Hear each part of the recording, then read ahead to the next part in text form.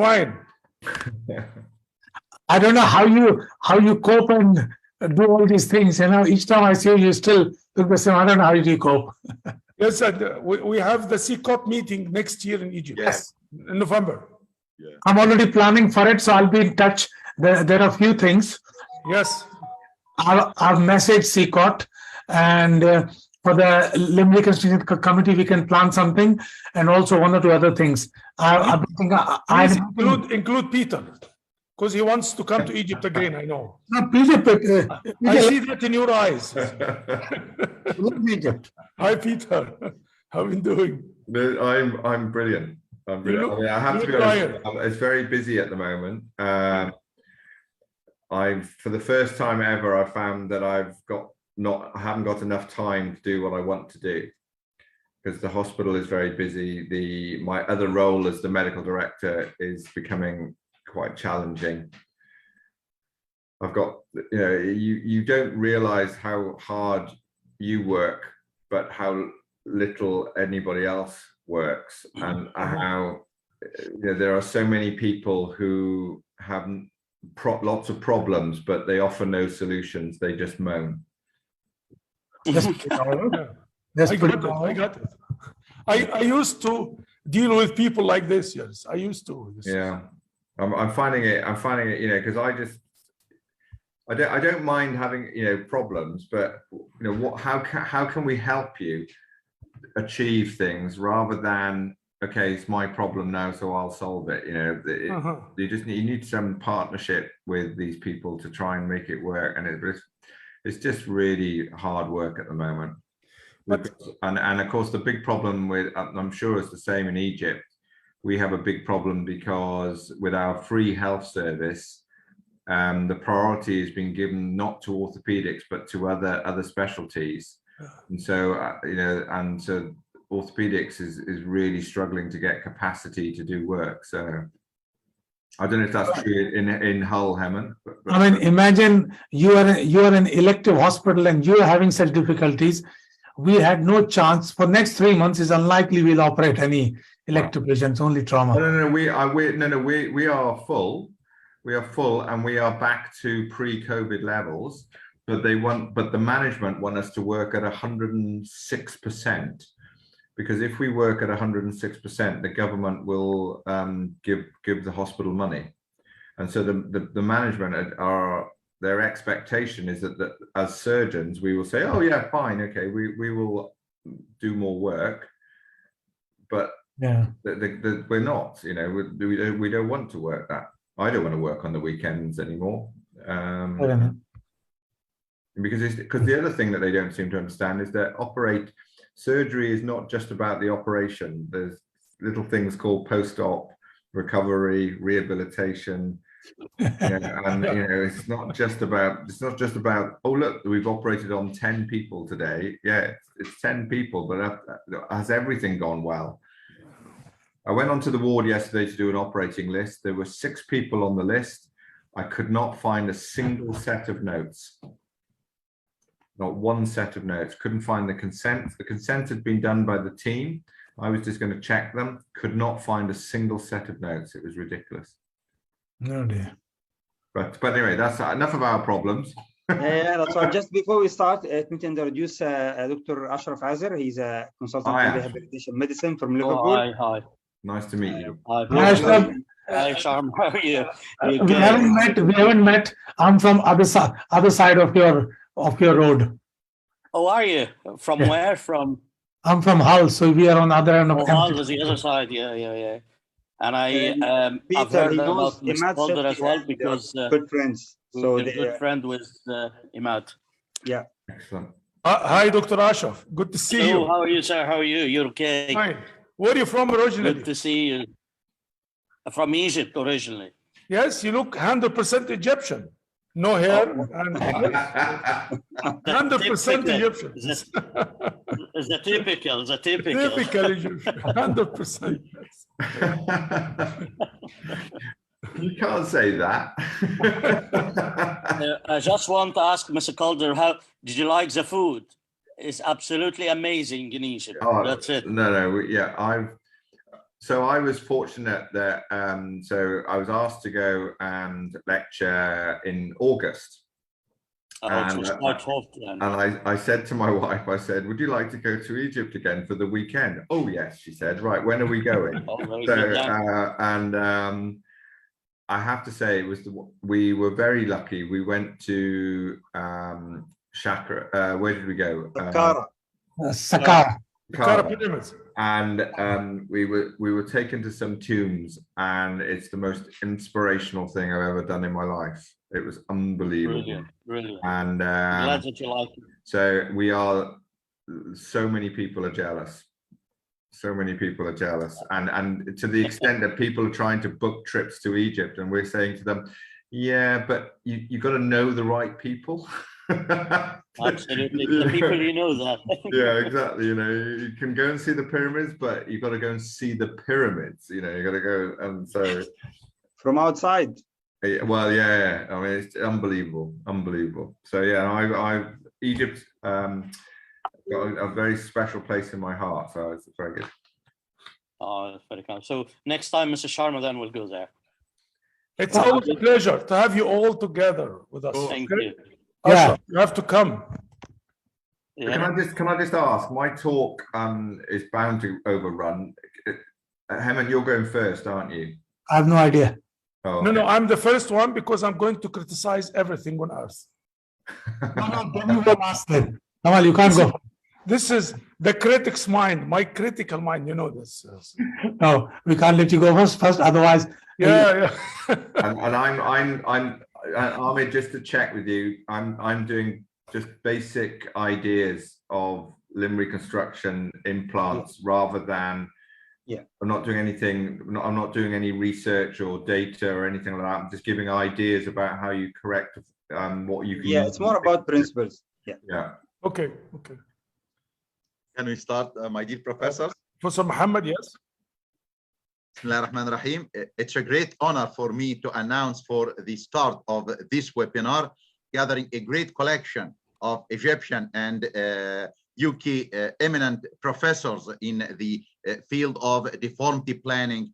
This is the third year in our webinar, online webinar and online course.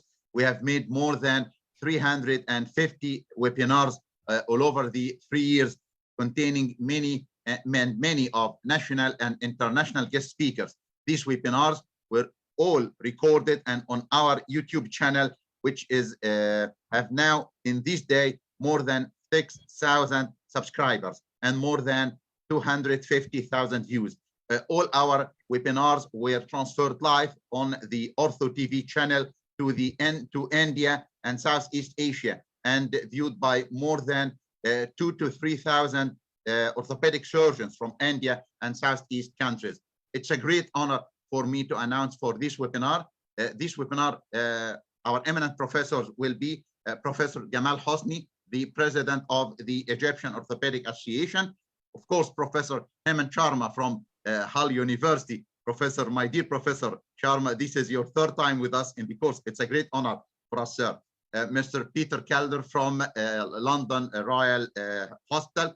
Thank you so much for joining us, sir. And lastly, Dr. Ashraf Azer from Liverpool, my dear friend. Thank you for joining us. The moderator of this webinar will be Dr. Ahmed Sheikh, my dear friend, and the cornerstone in this webinar. Thank you for your effort, Dr. Ahmed. We will start with the presentation of Professor Gamal Hosni. Professor Gamal.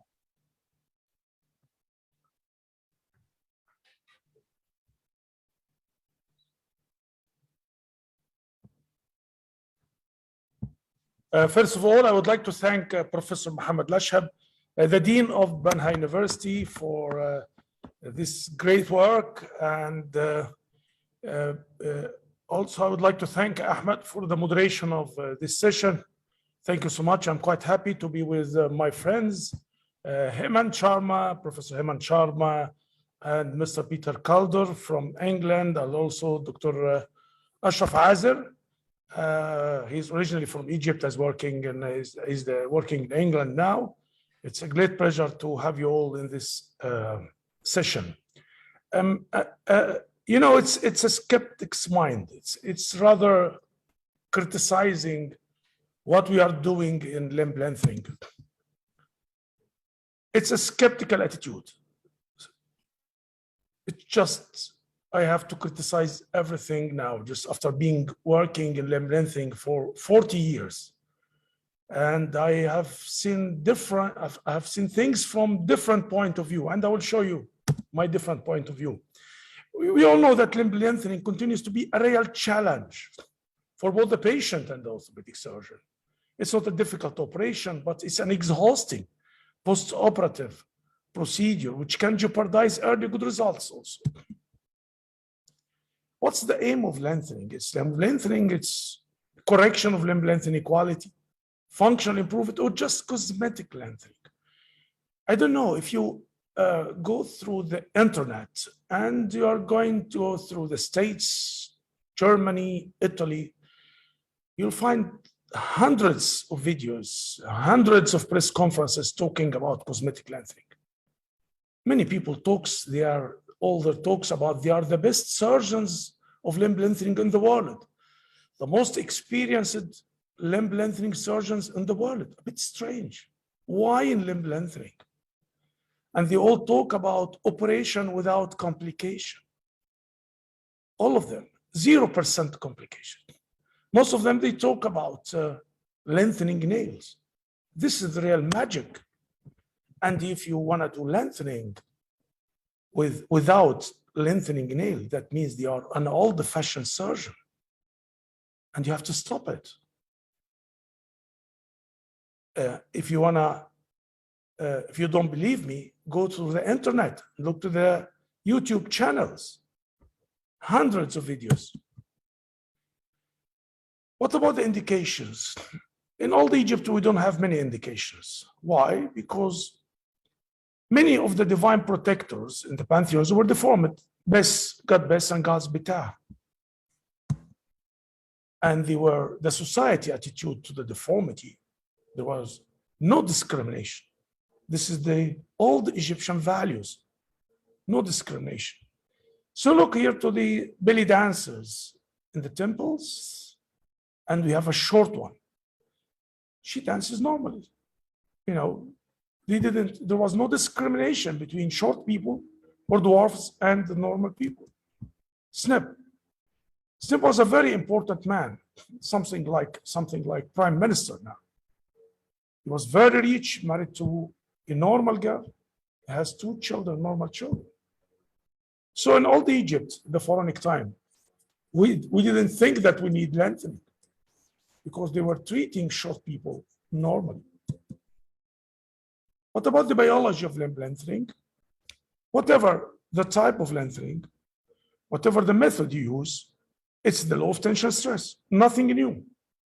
So it's about more than 60 or 70 years, we are using the law of tension stress, Elizarov law. Under slow and the gradual distraction of 2 bone segments following an osteotomy, the stress that develops leads to soft tissue and bone regeneration. Nothing new, no developments. It's the same thing, the same biology. It's latency period, distraction phase, consolidation phase, and remodeling. What's different? When the people talk about the advances, they talk about methods of new external fixation, computer external fixation, intramedullary length. It seems for me like treatment of fractures. When you think about fractures, how are you going to treat fractures? Reduction and fixation. You have thousands of papers talking about fixation. No paper talks about reduction. Why? You have companies behind the methods of fixation. Nothing behind the reduction. So the people ignore the reduction for the sake of it. So when we talk about lengthening, people, when they talk about the method of fixation because there are companies behind. So they talk about external fixator, computer-assisted external fixation, and intramedullary lengthening. And they describe it as the new revolution. And the example that you are coming to a party with an old Fiat or another one coming with Ferrari or Bentley or whatever you do. So the people talk about recent advances. It was not, this is these are not the recent advances, just changing the type of fixation. And they describe it as the recent advance. I don't know why. And when they describe limb lengthening, they group it together. So when you lengthen a child 3 years old for 3 centimeters, exactly like you lengthen 20 years old man with 6 lengthening, or another guy, 34 years old, for 22 centimeter lengthening. This is lengthening and this is lengthening. So you use something and you describe it a huge success for lengthening for 3 centimeters. And you say this is a huge success. Why don't you compare it for 22 centimeters? No one do it. This is the illusion of evidence-based medicine. I advise you to read this paper. The illusion of evidence-based medicine.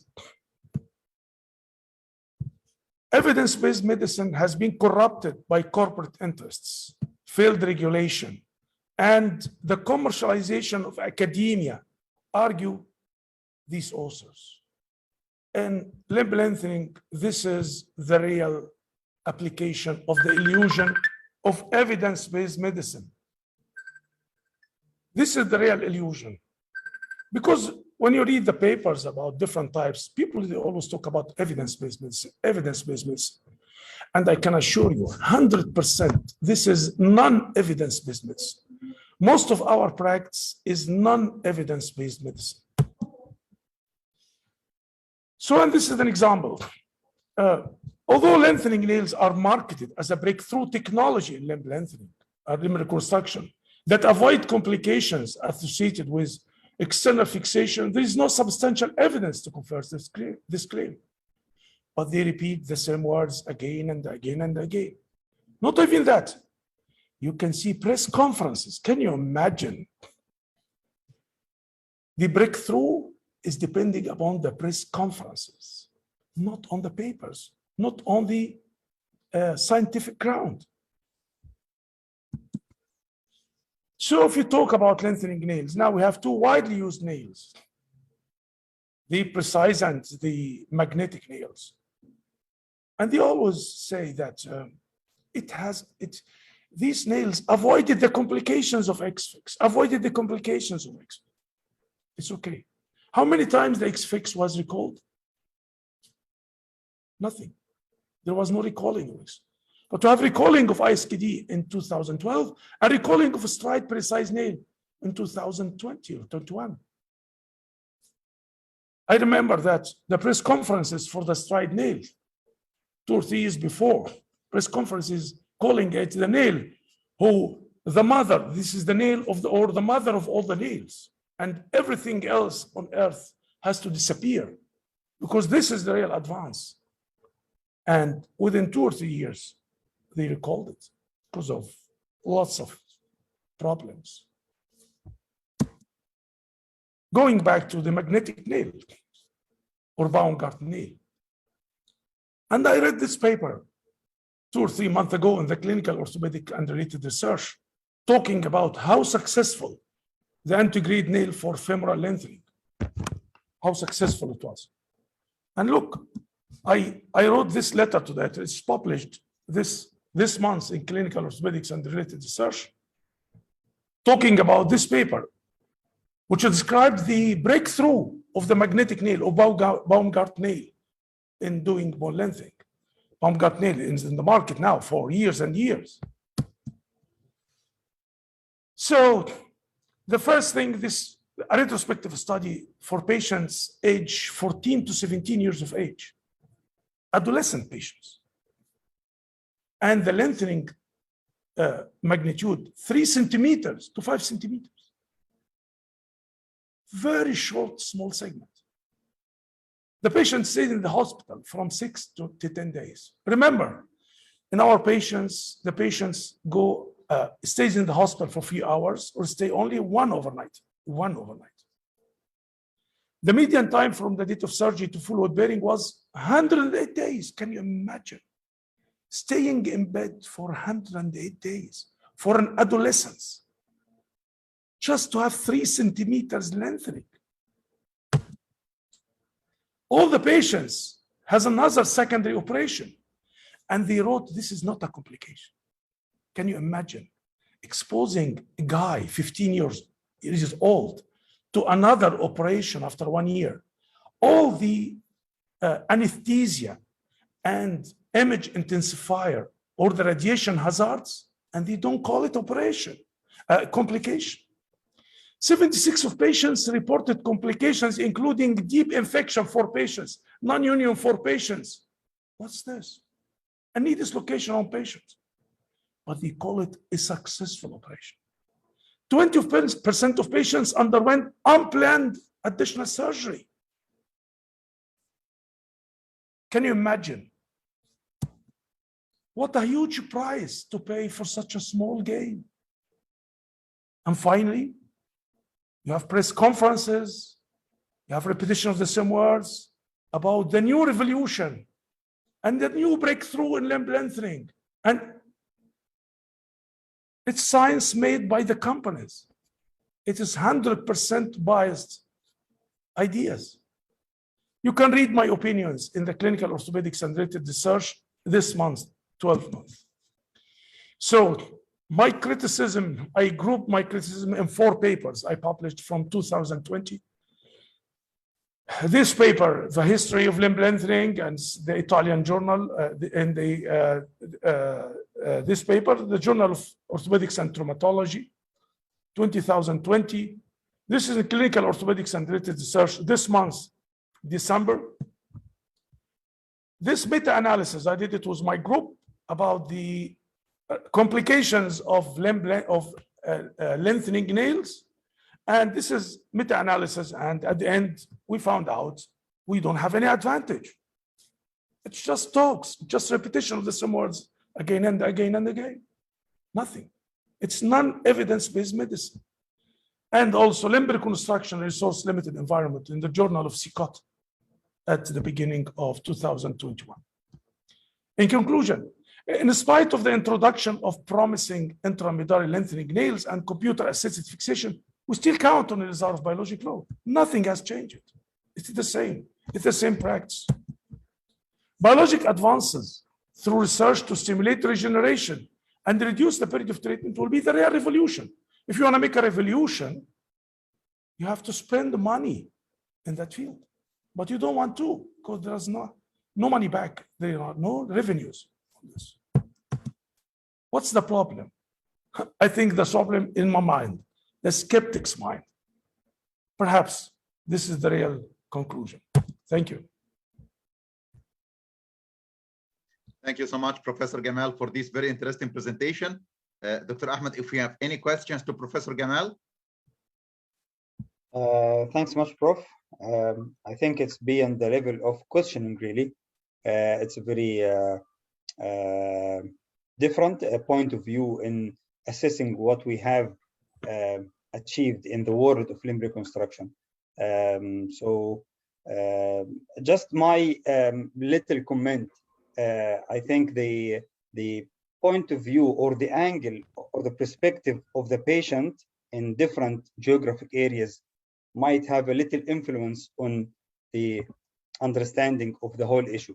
From the scientific view, as Prof. Gamal said, there might not be a big evidence that this is better than this or whatever, but I think after discussion with the patient might opt for something that might be less maybe ugly for him or something like this.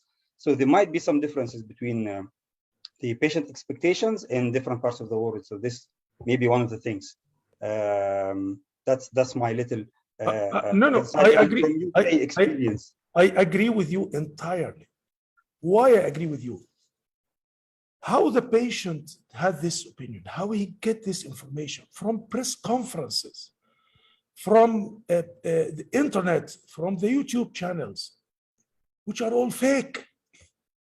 They are all made by the companies. They are all made by surgeons talking about 100% results without complications. One of them said, I've done hundreds. I'm the most experienced man of the world. I have no, yes, because he has animation-based classifications. He has animation-based experience. If you have animation-based experience, you have 0 complications. But if you do thousands of patients, you do have complications. Look, go to the internet now and just write stride nail. stride precise. Now they call it stride nail. Not at the beginning, they call it stride precise. But after this problem, they removed the name precise. Look to the press conferences made before and after. Hundreds of press conferences talking about this is the real revolution in history. And the stride nail has to replace all the methods of treatment.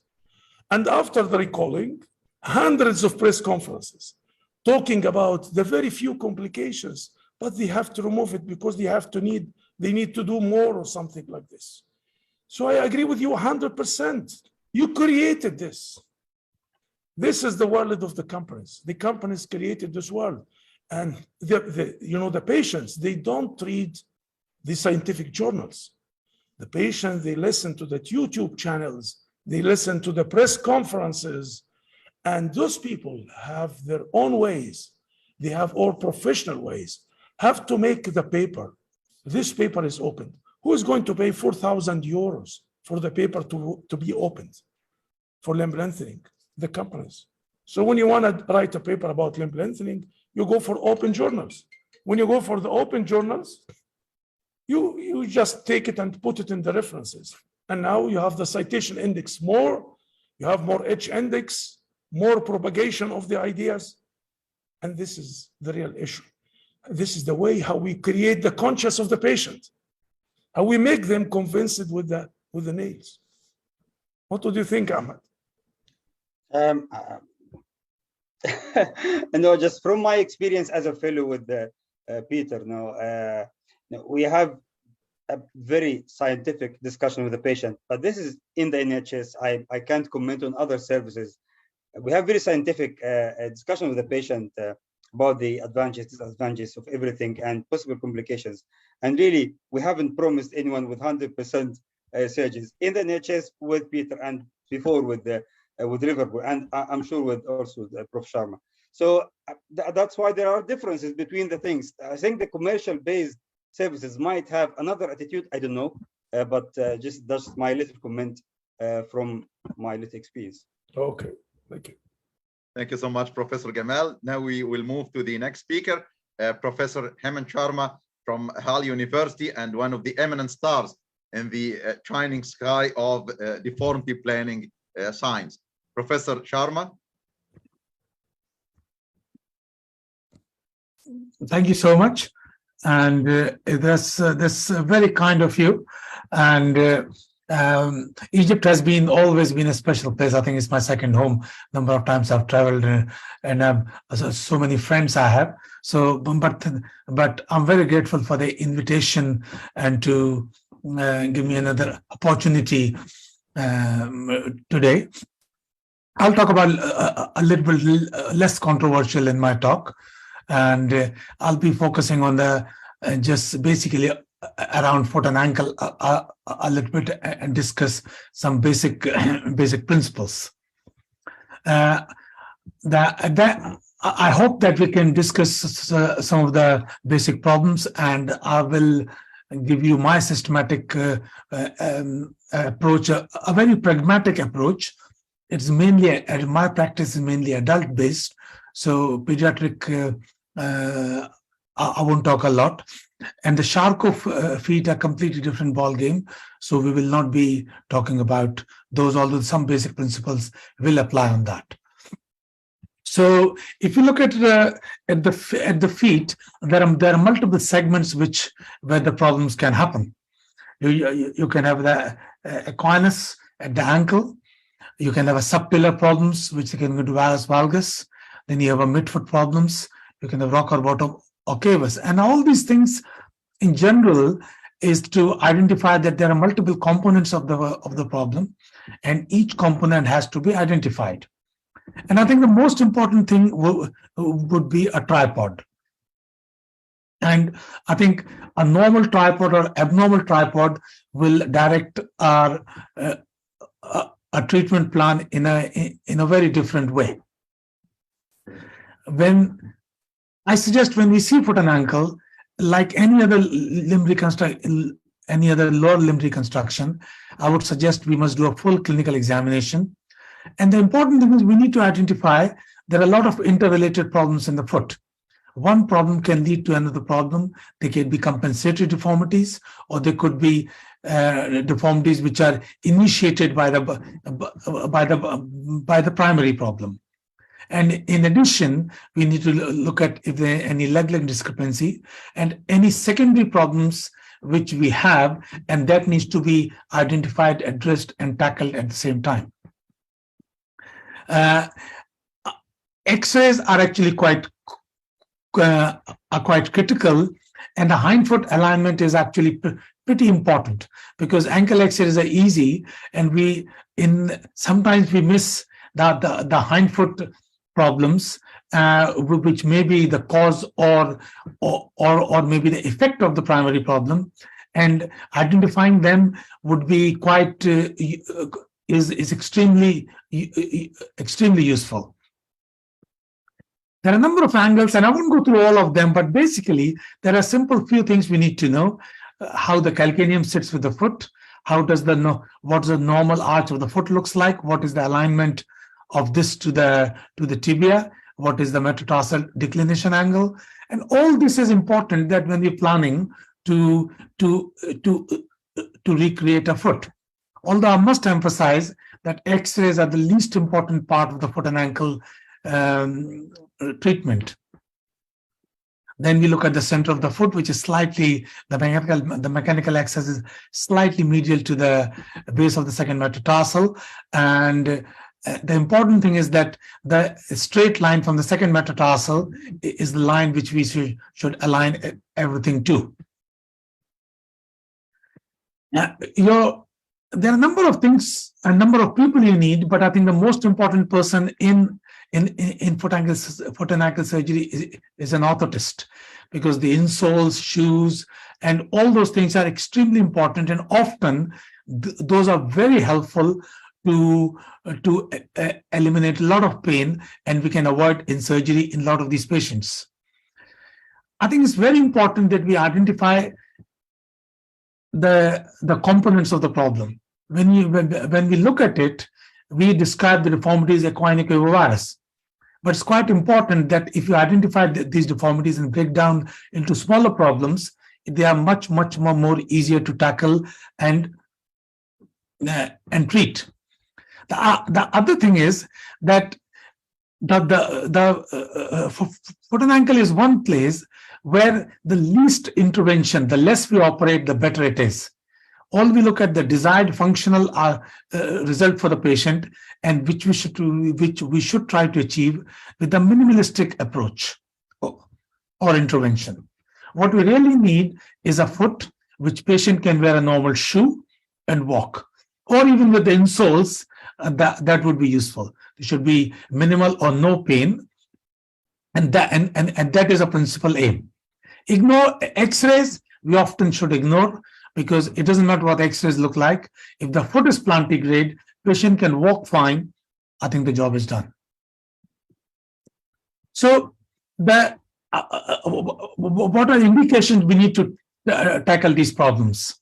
Now, ankle is ankle is one of the commonest problems, and if you see, the ankle replacements are being done in younger and younger patients, and these are failing because long-term results are not there as yet, and they cause significant amount of problems.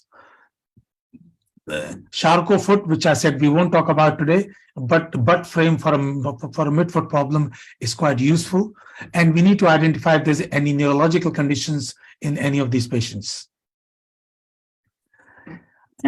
How we assemble the frame to the foot, you can look at the either they can be the vertical or can be horizontal. So this is they can be at one level. So you can do a midfoot and a horizontal, and there's a tibia.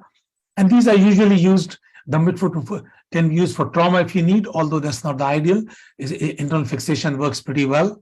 But for the midfoot deformities, it works very well. Although if you're doing a butt frame, then we must remember that we need to correct the hindfoot deformities prior to correcting the midfoot, which is mandatory, because this frame will not correct any hindfoot problems. You can reverse the frame and use the calcaneum osteotomy or the calcaneum to correct or the calcaneal fractures actually at times to realign and reshape the foot. You can have a two-level frames which can be have different components. They can be in line, they can be orthogonal to each other, or they can be parallel. Now, these all increase the complexity. The idea is we don't have to do it, all of them, but just to understand the principles and what is available to us. You can have a two-level frame vertical, and you can have a one ring or a two ring. And then similarly, you can have a horizontal frame with a one ring, or you can have with a two ring. Two ring in the horizontal frame in the foot becomes very, very tricky and challenging because there is not enough space. So we tend to use the single ring even when we have to do two-level frames, which is usually, in other words, we call something called like a mitre frame. What we can correct, and each frame will have own components which we can correct, and so each part of the frame can be used differently, and we can plan a frame accordingly. So let me give you an approach. How do we tackle these problems? So this 77-year-old, quite fit and well. He had a forefoot adduction. He had a bit of a avus and some equinus. He's about 30 degrees of hindfoot varus. His first ray was plantar flexed. The foot was pronated, and his head leg length discrepancy. So if you identify all these problems, then it appears a very complex problem. This is a clinical picture, but if you look at it, this clinical picture, we need to break it down, these problems. His principal problem is he walks on the lateral border of the foot and he can't walk far because his foot is painful. So if you look at it, these are all the problems. So let's look at it one thing at a time. Equinus, how can we deal? We can deal with the soft tissue correction and the bony corrections. We can use internal or external fixation. Hindfoot, we can correct with osteotomy or fusion. Internal fixation is easiest, and I'll highly recommend this rather than the external, though you can do external if you want. Internal is much easier if possible. And if you come to the midfoot, we can have a combination of soft tissue and bony corrections, and usually done by external, and the plantar flexion of the first ray is usually corrected by a small plate. So these are the components of the deformity which needs to correcting. And if we start, so this is my preoperative plan in the surgery. There's all of these things we can do, including that we'll end up doing a butt frame and first metatarsal osteotomy. So we started with tail lengthening, did a subtalar fusion, and by the time we did that, equinus was corrected, and with a bit of soft tissue release, everything was corrected. The only thing left was the first metatarsal, but it was so flexible that I didn't think it needed correcting. So ultimately, at this point, we just stopped. We didn't do anything further. And the idea of the dividing them into smaller components is that you can continue with, you can do in a stepwise fashion, and you stop when all the deformities are corrected. And he ended up with a simple plaster and no frame. And this is the picture this week. I'm sorry, there were clinical pictures. I couldn't find them, but I can promise you his foot is flat. I can promise you that. I've seen him this week. There are a number of osteotomies you can do. They all become difficult and complicated, and it's up to your experience and what really need. V&U osteotomy will end up giving you subtalar stiffness, and therefore I think pediatric surgeons do it a lot more than the adult surgeons. We tend to do more subtalar fusion and calcaneal osteotomies rather than the whole complete osteotomy. How to do a foot osteotomy is quite a simple technique, actually. It's a jiggly saw works much better, although osteotome can be used as well. Simply put two wires and put your jiggly saw between the two wires, and then so your jiggly saw will not move anywhere else. It will cut in the line. These wires, you can use it as a stirrup wire and just attach to the rings, and which means your correction will happen only in the at your osteotomy. This is less of a problem in adults, But in pediatrics, I understand this is more of a problem. And but the technique of the stirrup wires can still be used. One of the problems you find is the leg lengthening, because a lot of these patients who come are not young. In young patients, it's not a problem. In older patients, it becomes a problem, especially when these failed ankle replacement, which are gradually increasing in my practice. Average, you need to do 2 or 3 centimeters of lengthening. Even that is a struggle. Therefore, I strongly suggest that anybody over 60, we need to be careful that do we need to lengthen it, and can we leave them a couple of centimeters short and give them a shoe raise. We looked at our data and we found that our average lengthening was just less than or around 3 centimeters. It increased the frame time at least for about 3 months. And we have submitted for publication, so hopefully it will be out soon. So lengthening, we need to be very careful and consider do we need to do it. If you have to do it, build 2 separate frames. So each frame can be taken off. So ankle, you always heals first. So take that frame off, leave the leg lengthening frame, and then it becomes much simpler. One frame, we need to plan it in a way that one frame should be independent of the other frame, just simply connected. And this is an example. This is a failed ankle replacement, had a non-new with a bone graft and a nail that failed. So did a frame with lengthening, and here ankle frame is removed and only the lengthening frame is left. And this basically, which is much easier for patient to tackle. What are the problems with the lengthening? Healing is a big problem, especially in the elderly and patients who have multiple comorbidities and the soft tissue problems. So this is a recurrent non-union elderly gentleman. He came to the clinic, didn't take much notice. I completely missed this loosening of the half pin. And if you look at it, this is loose, and I've got another picture with these wires are loose. Everything was loose, and I completely missed it. And this came around. If you see, there's a big area of loosening. Everything is loosed, and what happens? Your regenerate goes backward and increase the frame time. I had to take the patient back to theater to restabilize everything.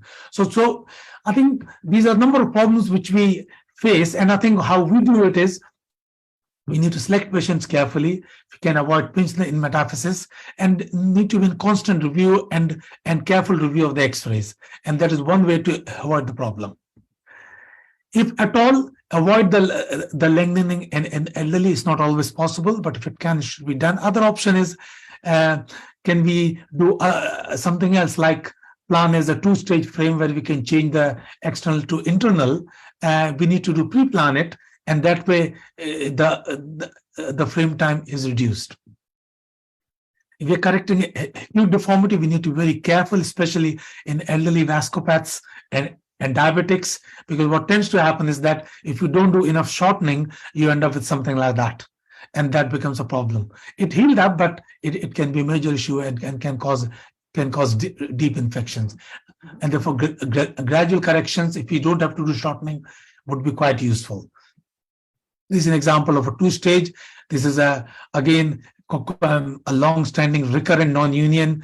Didn't want to lose the leg. So we did a 2-stage correction. Stage 1, we corrected, brought it bent over, brought it under the ankle, did some extra lengthening to get some suppleness in the skin. And stage 2, did the fusion. It took a long time, but she has a functional foot. So the primary aim is to correct the deformity and give a plantigate stable foot on which they can walk. And ankle fusion is often done, although quite often not indicated in these chronic deformities. It's not because of the arthritis, but to give them a stable platform, because a significant amount of deformities can be corrected through the ankle. Especially important if your tripod is normal. If your tripod is normal, then the supramalleolar or the ankle is ideal place. We can correct everything and put the foot in the plantigrade position. How do I approach these cases? I do ankle. If there's infection, I do external. No infection, I do internal. Hind foot, I always do internal if I can. midfoot external, and lengthening depending on external. But if I have a choice of nail, I'll do arm nailing, and I won't tell Professor Hosni about it if I'm doing arm nailing. So this is an example. There's, if you see the problem, tibia valgus, ankle equinus, osteoarthritis, the asymptomatic, hindfoot varus, avus, and pronation. But pronation is flexible. So I've identified all these problems. This is a clinical picture. So I started off, did a subtalar fusion and the calcaneal osteotomy at the same time, and that corrected the hindfoot quite nicely. Went in to do a tibial osteotomy for deformity correction, and did a midfoot frame with osteotomy to correct the midfoot. And it looks actually quite dramatic, but it's actually a very simple frame. It's got only 2 elements to it, and they correct quite nicely, and pretty straightforward frame. And we got a lovely plantigrade foot, straight leg, and now patient, there's a heel is in slight valgus, if you can see, and this is what we want. Actually, it's a bit like that. Slight valgus, pain is gone, and so this is my approach to break down the problem and tackle them separately. Pediatric is totally different. I won't talk about this, but I'll give you just an example. If it's a less than 10, just a distraction is enough. If it's over 10 or syndromic feet, then you might need something extra, maybe bony procedure. This is an example of a quite simple frame. This is actually from Michael Laverick, and it's this very, very simple frame. I love these frames. He did such a simple frames and hinges and corrected beautifully all deformities, plantigrade foot, and this is the final outcome. And this is a lovely chapter which is written by Franz Alex and Mikhail, if you want to read it. Quite useful for the foot and ankle frame configurations. So in summary, it's a complex problem, and I think we need to be pragmatic about in our approach. We must ensure that we give what patient wants, a plantigrade stable foot where patient can walk and hopefully pain-free. Break down the problem into smaller problems, tackle each problem separately, identify that if one problem, what is the effect of one problem to the other. And if you correct something, what is the effect of that correction to the other problem? Minimal surgery, stepwise systematic approach, always slightly overcorrect. And can I invite you to the next year's deformity course, which is in June, which you are well aware. But other thing we need to, just to mention is that we have just about to, it is finished. I have seen the copy. It's not available to download. Hopefully by next week, it will be on our website. It is free to download to anyone. Just need to go on the website, register, and you can have free deformity planning, fundamentals of lower limb deformity analysis, not a book, which is available to free or to anybody. Thank you so much. Thank you so much, Professor Hemant Sharma, for this marvelous talk. Thank you so much, sir. Thank you. Dr. Ahmed, if we have any questions to Professor Sharma? I have a question, really. Thanks so much, Prof, for this holistic. It's really impressive how can we divide the thing into many, many details, then we can approach everything on its own. My little 2 questions. You mentioned something about switching from the external fixation to internal fixation. I always have a fear of infection. So even if the pin sites looks okay, how do you do this? Do you remove and put the internal fixation a few weeks later, or do you rely on blood tests, or what's the safe way to our best that can we do with this? So blood tests are pretty useless. They actually don't show us anything. So I really don't do them. I think what the most important thing is the planning. So for example, let's say we are doing a hindfoot nail. So your wire should be above 200 mm, because then you have option of 150 and 200 nail. Then your hindfoot wires in the calcaneum should be posterior and in the front. So the whole track of the internal fixation should be separate from the external, and those two shouldn't touch each other. Now, for example, if there is a wire in your way, then all I would suggest is just take a over drill a cannulated drill, over drill the wire, leave the wire in, over drill the wire, and then take the wire out and wash it.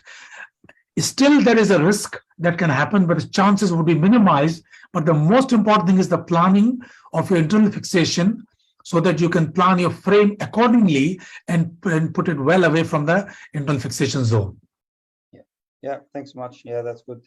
The other related question about the last case that you showed, lengthening with the foot frame. You did the osteotomy mid-diaphyseal. Does this worry you in the terms of the quality of the regenerate in comparison to the metaphyseal one, infratubercular? Yeah, so normally for lengthening, I wouldn't do it there. It was principally because of the deformity was there, the apex of the deformity was there, and the lengthening wasn't too much. So it was the best place. But generally, I completely agree with you that the lengthening should be done at the metaphysis. Diaphysis do worry me. Yes. Thanks so much. That was perfect. Thanks so much. Thank you so much, Professor Sharma. Thank you so much, sir. Thank you. Our next Can I have a speaker question, will... Professor Al Yes, Ashraf? yes, please, Dr. Ashraf. If you don't mind, just Professor Sharma. It's a lovely, excellent presentation. Thank you so much for that. Thank you. Just I have a question because I have an interest in diabetic feet and wound, and I was just actually teaching on foot biomechanics before coming here. My issue is that with calcaneal osteotomies, my background is orthopedic. I do rehabilitation medicine. I have an issue with calcaneal osteotomies or calcaneal partial amputation of the calcaneal, partial calcaneectomies, and in weight bearing and in functionality of the foot after being discharged. What's your views about functionality as an outcome measure? How would you measure it? Because we often see diabetic feet with less frank, Chopard, but very little knowledge about muscle balancing, about things like Pirigoff or Boyd. And then we face a patient who, yes, he has so much complicated surgery, but with no function or very, very little function. So what's your views about that? So in my practice, we do a lot of infection and a lot of Charcot work. And one of the things I have avoided up till now is a partial calcanectomy, because functionally they are pretty poor. And what we tend to do is we just curate the calcaneum as best as we can and keep the and just try to treat the infection. Now, saying that, there are situations where there's nothing you can do. And I think the question then comes in because there's so little knowledge and literature available. And I think at this point, my view would be that if we are doing a partial calcanectomy, muscle balancing would be such a huge problem that either you do the tenodesis in the front or the rebalancing is always an issue. And therefore, sometimes it's better for a below knee amputation for the patient. Now, I can understand in certain societies, amputation will not be as acceptable as in UK. And therefore, in some stages, a two-stage surgery where we debride and do the bone grafting to bring the bulk of it may be useful. In the midfoot, we didn't have any. Well, when I say didn't have any problems, we didn't have any sort of major functional issues because we tend to recreate the shape of the foot, and that's a primary aim. And we tend to avoid any muscle releases or tenotomies because of the fear of the imbalancing of the foot. Although I had one or two problems, but generally midfoot we are much happier than actually calcaneum. I'm not sure I've answered your question because I may not know the answer. Thank you very much. Thank you. Thank you so much, sir. Now we will move to the next speaker, Mr. Peter Calder from the Royal National Orthopaedic Hospital, London, UK. Mr. Peter.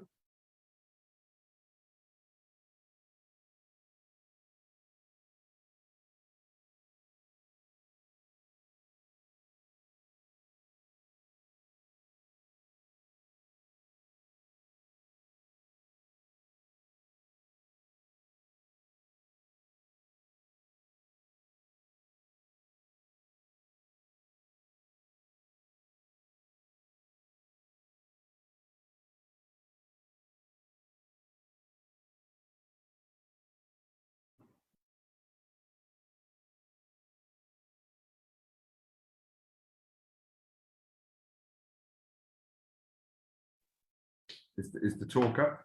Yeah. Yep. Perfect. Okay, fine. Sorry. Well, thank you very much. It's a real pleasure and a privilege to be asked to talk. I was asked to give a very basic talk. We decided on osteotomy considerations and hardware in limb reconstruction. I'm just going to see if I can get rid of the speakers. There we go. Okay. So,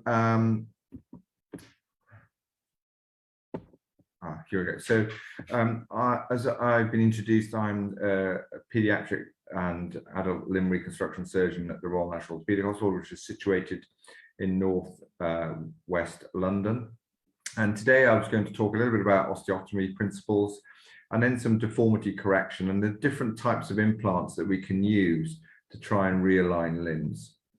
So always we start with Lizaroff and the principle of distraction osteogenesis, and to reaffirm what Professor Hosny said in his first talk, I think it's all about principles and applying principles, and we always fall back to Lizaroff's method, but there needs to be some innovation, and I think those who actually do innovate just need to be honest with themselves and make sure that when they present their results, they do so with integrity and honesty, and then we can know whether things are better or not.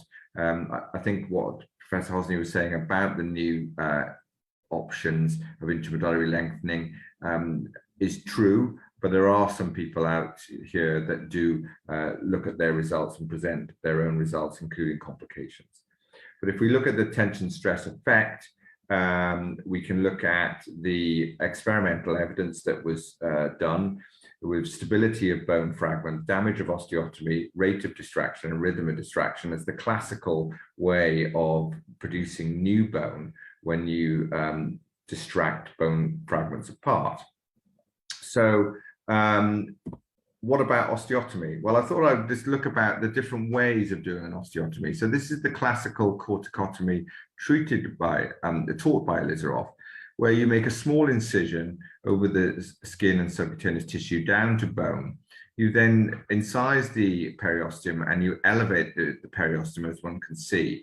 And then you use these very sharp osteotomes to go down each of the cortices, attempting to preserve the intramedullary canal and blood flow.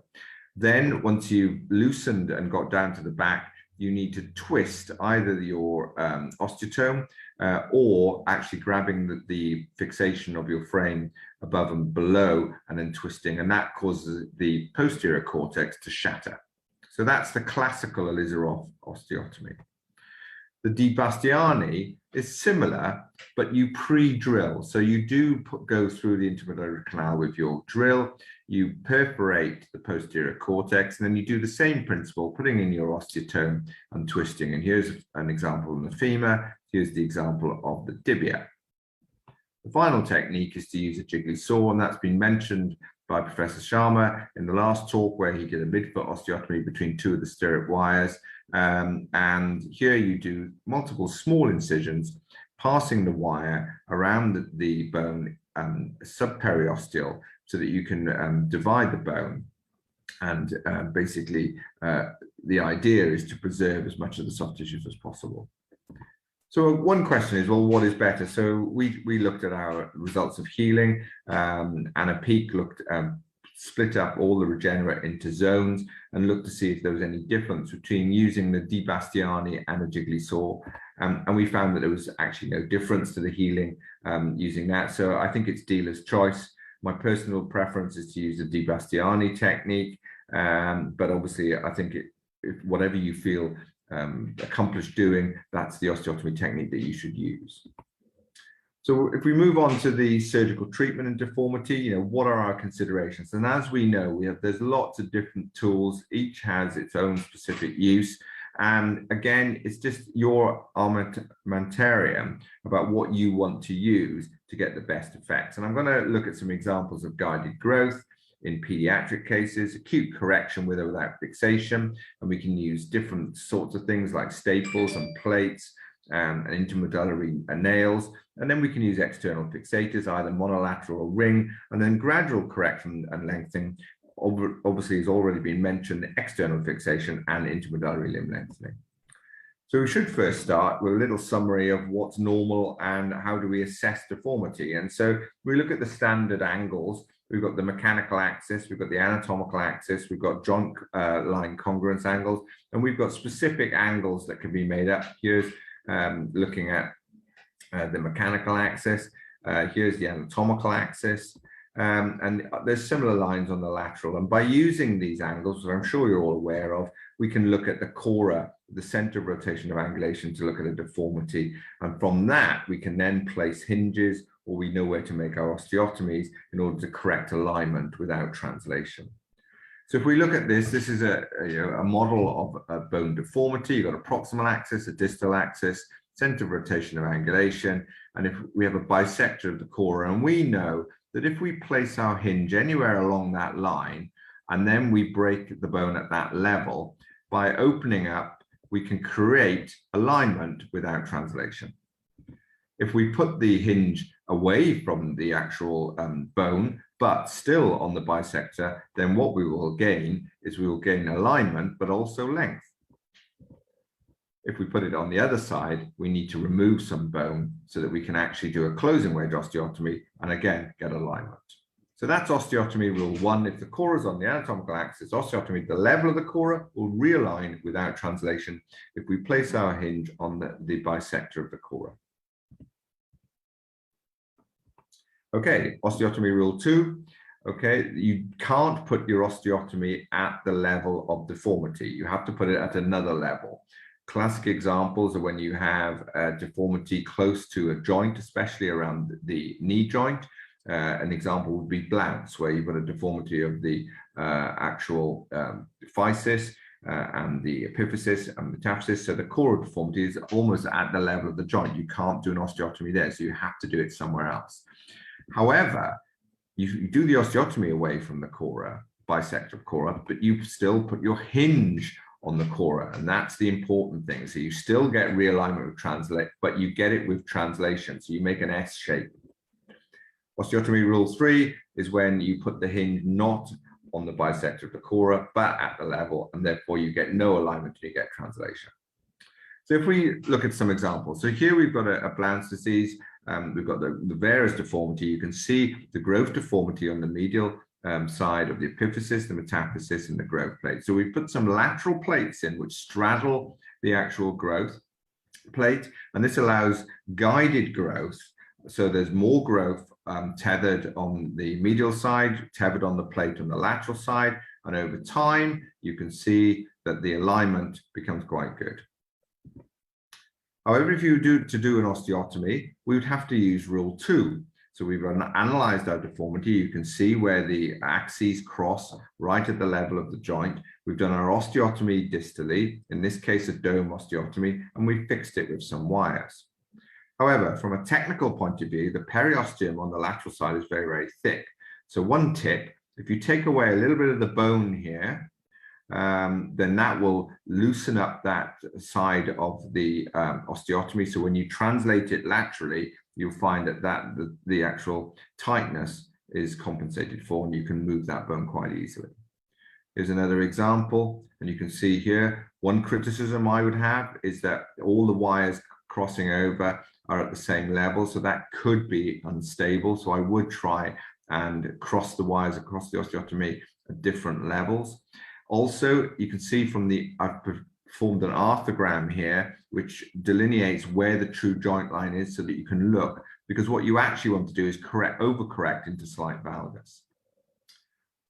This is a Cosen's type fracture where you have a growth deformity into valgus, and we want to correct that acutely. So we can do a closing wedge osteotomy. We take a bit of bone away, and in this case, I've just used a simple plate to hold the fixation, and that corrects the alignment. What about intra-articular? So you can look at your joint convergence angle, and you can see where there's a deformity within the joint itself. Look for subluxation and incongruency of the condyles. Here's a classic example in Blount's where you've got deformity of the medial tibial plateau. we can see that we need to raise that plateau to reconstitute the tibial joint line. Here's an example. Okay, so you can see where our medial tibial plateau, this is the pagoda effect that's been described. I can see I've done an osteotomy here. How do I do an osteotomy? I pre-drill it. Then I swing my X-ray round to lateral, and as I pass my osteotome, very sharp osteotome, through the posterior cortex, I can actually check that I'm not hitting it too hard to make sure I don't go, dramatically through the posterior cortex. Once I've opened that, you can hinge it. It doesn't matter if it cracks, it normally doesn't actually displace, and you can see I can hinge it, restore the joint line. I've held that with some fibrillar graft, and then we can analyze our deformity. There's our joint line, there's our anatomical or mechanical axis, which is coincident in the tibia, and there's our residual varus. And in this case, I fixed it with a combination of wires and half pins, and then we can correct that deformity using osteotomy rule 1. There's my frame, there's my alignment, and there's the end result with the mechanical axis now passing through the center of the knee. Even in the more complex, the same principles. As Professor Sharma said in the last time, write down your deformities. What do I have to correct? So I have to correct the incongruence in the joint. I've got residual varus, and I've got an apex posterior deformity here with recurvata. So I've done the same thing. I've reconstituted the joint line by doing an opening wedge. I've fixed that with the wires. What you can see here is what I tend to do is the wires first, especially if there's a small medial fragment, and then I place the ring onto the wires. I put all my wires in first. I can't get a medial half pin in. So what I've actually done is put a lateral half pin in. Then we again reanalyze our tibia. We do an osteotomy, and again, we can correct alignment with our frame, and that goes on to heal. If we look at the sagittal plane, we can again put the same numbers down, and we can look at fixed flexion deformity. And the way that we can do that is taking, we can do shoot through lateral x-rays in maximum extension. This is a common thing that I do. And then if you take a line on the anterior aspect of the distal femur, proximal aspect of the tibia, they should be in a straight line. But of course, you can get deformity either of femur, tibia, combination of both, or joint. Now, in pediatrics, we often create a deformity to treat a deformity. And here's somebody with cerebral palsy.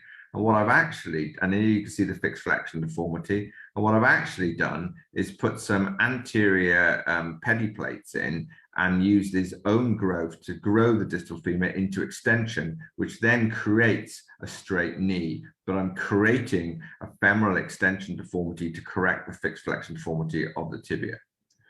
I can also do that acutely. Here you can see an older patient where we haven't got enough growth to be able to do that. So what I've done is extension osteotomies.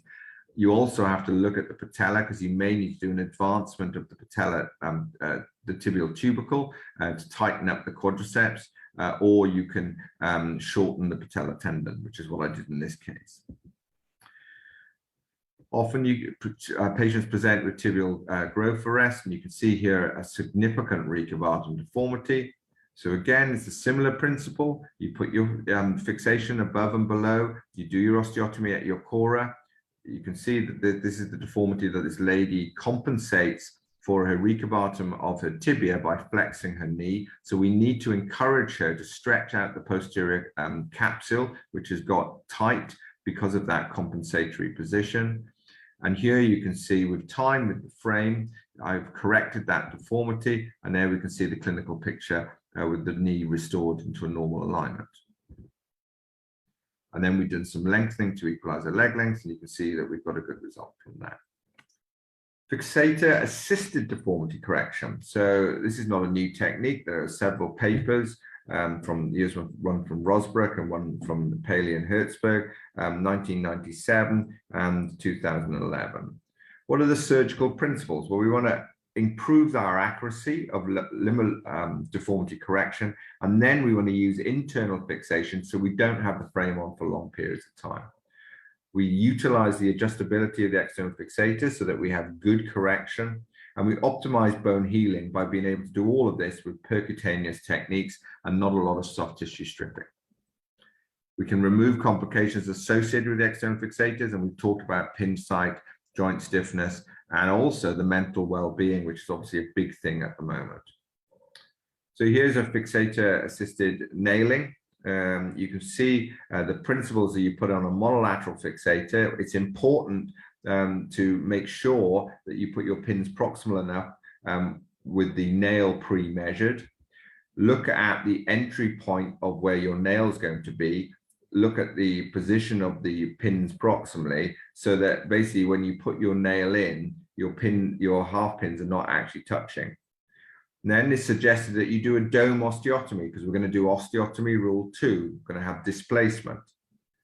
Okay, this is a technique where you can actually just put something like a Rancho cube, attach it to where the deformity is, then you can do your pre-drill through small incisions.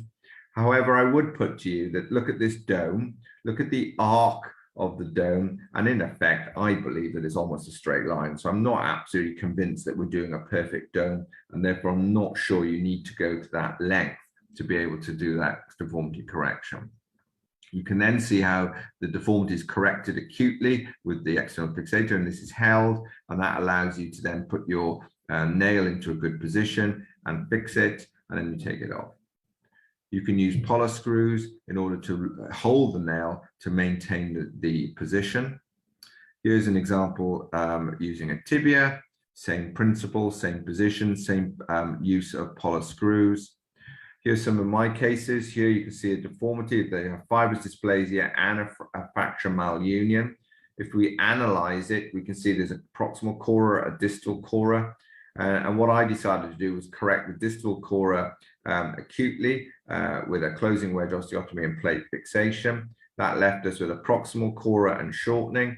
I then put a half pin in, as you can see, in the posterior cortex. I do my percutaneous osteotomy. I correct the alignment. And in this case, I've inserted a lengthening nail, a precise lengthening nail, and we can see that there's a trapezoidal opening wedge with a restoration of alignment. Here's a case where I used a retrograde approach. This is a patient who's got fibula hemimelia. If you cover over the mid-diaphyseal deformity, there's reasonable alignment of the tibia. So the valgus is coming from distal femoral valgus, which is very common in congenital limb deficiency due to hyperplasia of the lateral femoral condyle. You can see it's very narrow. So I used a reverse planning technique, which is being shown by Baumgart. And the idea is that you place the femoral head in the optimum position to where you want the actual femur to look at the end of your lengthening. You then have an anatomical axis of the nail insertion. You bring that down to create a deformity of the osteotomy in the supracondylar region. And that is the displacement that you need at the time of insertion of your retrograde nail, so that when you finish your lengthening, your mechanical axis has been restored. So here I've made my analysis of deformity preoperatively. I put in my guide wire to put my entry point for my nail. I then percutaneous do my osteotomy in that super region, and I'm using a fracture reduction position here. And the reason I've done this is because that allows me to identify where my half pin is going to go distally, and I can put a half pin behind my nail. You could put it above your nail, below the nail. This is so that the nail is not going to be blocked by my reduction device. I then do my osteotomy, and you can twist your osteotome around to displace the fragments. I can then put in my, I can lock that with my half pin distally and proximally, and then I can put in my guide wire, and then I can insert my nail. I can put in my blocking screw, and that holds the position. So you can see the displacement of my deformity, and then following lengthening, you can see that I've restored the anatomical lateral distal femoral angle to normal, and I've restored length. There are some nice papers on where to put the blocking screws when you're considering lengthening, and basically it's the reverse thumb rule. where you have the olives for deformity correction with a frame, you put your polar blockers the opposite side. You can use a hexapod device when you need to do more complicated deformity corrections, including rotation. Here's a patient with a very rare syndrome, and this patient had retroversion, varus, and shortening. So what I did was you put these a hexapod structure in, and if you look at the position of these half pins, they are straddling the patella into the medial and lateral femoral condyles. You can then see that I've placed the ring proximally by using Rancho cubes, and this is because, and then you can see the proximal Rancho cubes here. This is to allow me to be able to do my osteotomy and my locking of the nail distally. You can see I'm putting some proximal locking bolts in here, and that's the end result. So you can see that the osteotomy has been displaced to correct the rotation, the varus, and the angulation, so that when we finish the lengthening, we've restored the anatomical axis. That results in healing. And then we do a residual deformity correction distally of the tibia using just a simple hexapod. Fixator assisted plating, I don't really do this very much. And so these pictures are taken from one of the papers. And it's exactly the same principle. You do, your approach, you either do your frame medially or laterally, depending on which way you're going to put your plate in. You can see the locking plates offer that beautiful example of an internal external fixator. You can see the percutaneous application, so minimal soft tissue stripping in effect. And you can see the result in this paper. And if you're going to use a hexapod, this is the way you position your hexapod. There's some good pictures in the Bristol paper, which I mentioned earlier, where you can see how to position your frame to, again, avoid impingement of your internal fixator. And this is a good picture showing you, again, how to put your frame on. Just a point of caution, in severe valgus deformity, if you want to correct deformity, so here's an example of our learning curve with the precise lengthening nail in the tibia. The soft tissues are very tight, which is well known if we go back to Lizaroff principles with the lateral compartment and the posterior compartment. And you can see that during the lengthening process, the patient's tibia has drifted into valgus. And so what we did in this case, we wanted to do a fixator assisted nailing to put it in an optimum position, but I would recommend you do a perineal nerve decompression first. And this is the steps of the perineal nerve decompression, where you're releasing the impingement of the nerve as it goes around the fibular head and through the anterior compartment with the interosseous membrane. You need to release all of these to make sure that the nerve doesn't get pulled tight across these structures. And you can see that we've done the perineal nerve decompression. I've used a hexapod structure to be able to put the tibia straight, and then I've put a nail in to hold that position. So percutaneous osteotomy, acute correction, stable internal fixation, pin placement to avoid implant impingement, osteotomy level, producing an arc along the circumference, and then preoperative planning, outcome rotation maneuver to correct deformity, and the perineal nerve decompression. There's a summary of that fixator assisted. What about bone transport? So in my practice, there was a big call to do a lot of bone transport for excision of osteofibrous dysplasia. So it's thought to be a malignant change to adamantinoma. So the tumor surgeons at my institution were very keen to excise the whole of the osteofibrous area with an extra periosteal dissection. So I undertook quite a lot of massive bone transports where the bone defect was about 10.8 centimeters as a mean. And we found that there were lots of complications, including infection, deformity, docking site, non-union was a big thing. So my current strategy, here's an example of adamantinoma with both the tibia and the fibula actually involved. There was changes of adamantinoma, so there was a malignancy there. So what we do an extra periosteal dissection. So I apply the frame first. You can see the transport segment proximally is not fixed at that time. We then do an extra periosteal dissection, and there's the defect that's left. That can be repaired. And then I fix the proximal segment, which you see on the right-hand picture, and then do an osteotomy for lengthening. There's our post-op frame. And again, like any docking segment, you can just pull it down. Now, I have used wires in the transport segment. I've used half pins in the transport segment. I'll just go back. One of the things I try and do is put either the half pin in line with the incision that's used for the bone segment excision, so that when the half pin gets pulled through the soft tissues, it scars through that, and actually is easier to pull through those tissues than through virgin skin. We did a bifocal segment where we excised the fibula at the time of docking. If the fibula is not a problem, then I do an osteotomy of the fibula and I acutely shorten 1 centimeter. And this allows me to freshen the bone ends of the tibia, do a docking procedure where we've got good bone on bone, good compression immediately visualized. By doing an osteotomy of the fibula, you stimulate bone healing again, and then you continue the distraction of you turn it into a bifocal treatment where the proximal segment is then continued to lengthen to restore length. And there you can see initial post frame. So good counseling is needed because of the duration. Most frames are on for at least a year. The stacked TSF, you can do that with wires or half pins, as we said. You lead by the nose so you can pull it down.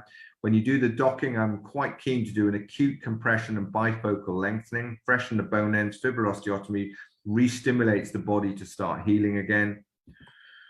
And then finally, look about the lengthening nails. I know Professor Hosni has spoken a little bit about this. You know, is obviously it's an external control of an internal device. You avoid the use of the problems with the pins. You theoretically can get more physiotherapy. And we looked at our results, and we published quite a few papers which show that you can get good range of motion, good bone healing, cosmetically appealing, and patients seem to like it. So here's a few examples. Here's a growth arrest in a 12-year-old child. I've done a trochanteric entry to avoid APN, 8 centimeters of lengthening. Look at that, at 3 months, fully healed, back to full sports. So in summary, we talked a little bit about osteotomy technique, and then I've gone over implants that we can use to correct deformity. We've looked at, our coras. We've done acute correction. We've got wires, plates, fixator-assisted nail plating. We've got gradual correction using external fixation, and finally we've got intramedullary lengthening nails. And there's some pictures of me in the summer of this year, and my wife in the tunes that we were taken to are absolutely amazing. Thank you very much. Thank you so much, Mr. Peter, for this very interesting talk, and thank you for your picture beside strengths. It's a nice picture. Thank you so much, sir. Dr. Ahmed, if we have any questions to Dr. Peter, I think we have questions from our dear colleagues. Thank you, Mr. Peter, for this. This should be limb reconstruction from A to Z. This should be the title. It's not osteotomy, it's everything really. Really wonderful. So one question from one of our colleagues, that how to deal with the deformities from the joint, meaning joint laxity. Really, it's a very good question, because with long-term genovarum, we always have this issue. Does we need any soft tissue reconstruction in terms of collaterals or whatever, or should we just fix the bone first and then reassess the joint stability later? What's your opinion about this? So there's a big, so if we think about congenital limb deficiency, then those patients often have absence of their cruciate ligaments. Now, there are some that advocate reconstruction of some sort of intra-articular ligaments, like a cruciate ligament, where you use the tarsal fascia lata and you can plumb it through the actual posterior aspect of the femur to the tibia. There is no evidence out there that gives more stability to the joint, and but there is some work being done in Sheffield looking at the stability of the joint and the risk of dislocation after the ligament's been reconstructed. So I think that there is, in that particular group, I would still advocate concern over the risk of dislocation during lengthening. And in the children especially, I would bridge the knee. If I was to use an intramedullary nail, I would not be doing it in the younger child, I'd be doing it in the older adolescent child and adult, where you can have a lot more discussion. And again, I would not use a retrograde approach in the femur. I would leave length in the distal femur to be able to apply a bridging frame if there was any concern about subluxation. So that's one thing. Other conditions such as hypochondroplasia, where they have an inherent joint laxity, where there is a lot of joints. And again, if I was concerned about joint laxity with associated bony deformity that I wanted to correct, I would have little hesitation in bridging the knee. But in these conditions where I'm not worried about so much dislocation in the AP plane, but dislocation in the varus valgus, I would leave those hinged. So I'd allow flexion, but they would protect against that. And the other thing I found is that when you then take the frame off, they've often stiffened up their knees quite a lot during that process. So the final thing is about the fibula position. And if you've got a fibula, so you have a joint, the fibula should be here. If you've got an overgrown fibula with the lateral collateral, then I would also consider doing a staged approach where you pull the fibula down to a normal position with the frame with lengthening. And then I would fix the fibula in a second operation and then do a fibular osteotomy and then carry on lengthening. But you can do ligament reconstruction, but I think I would, and I know that there are people who would advocate that. I think you'd have to decide what you want to do. I probably would bridge and deform first and then look at ligament instability afterwards.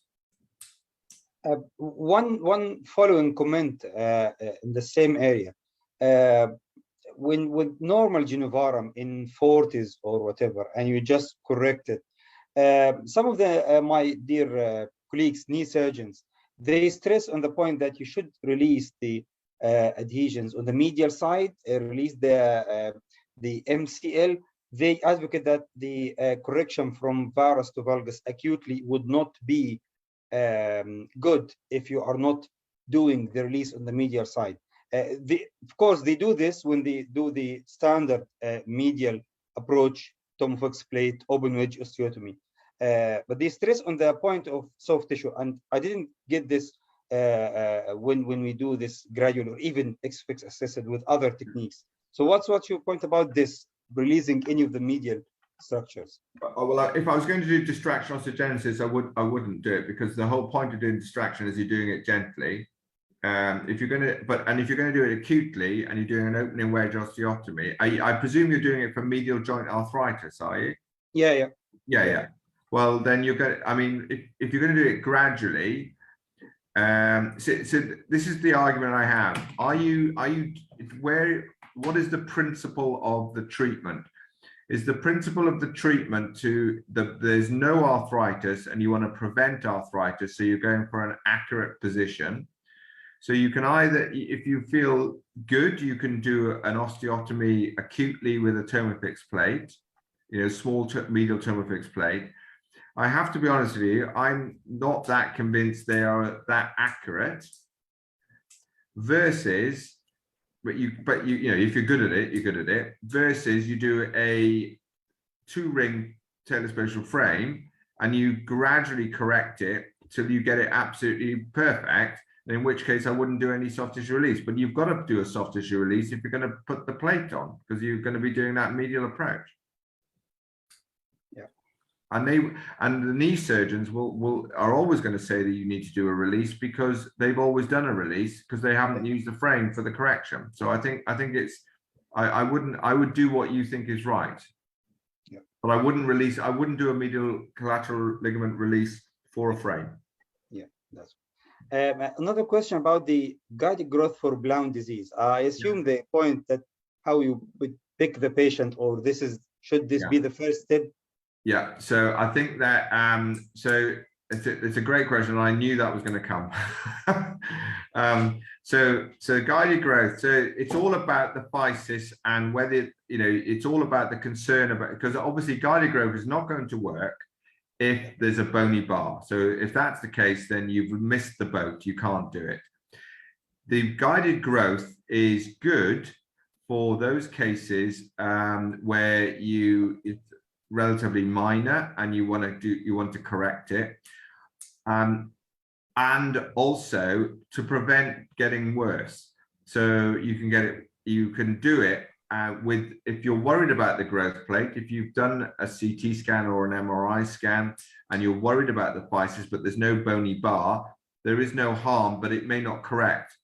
One of the other ways of doing it, if the deformity is quite severe, another thing that I've done is I do the dome osteotomy, which I showed, so that you correct it, but I also put the pediplate in to the lateral side, because I'm not sure if the growth plate is viable medially.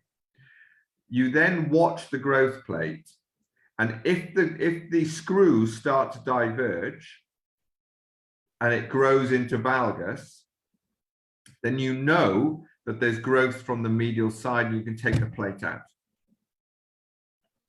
But if the medial side isn't growing and there's no divergence, then the plate will stop you getting recurrent deformity. So if you've got a really big deformity, I would do an acute correction and I'd put a plate in. If I've got and it's dealer's choice really. It's what you feel comfortable in.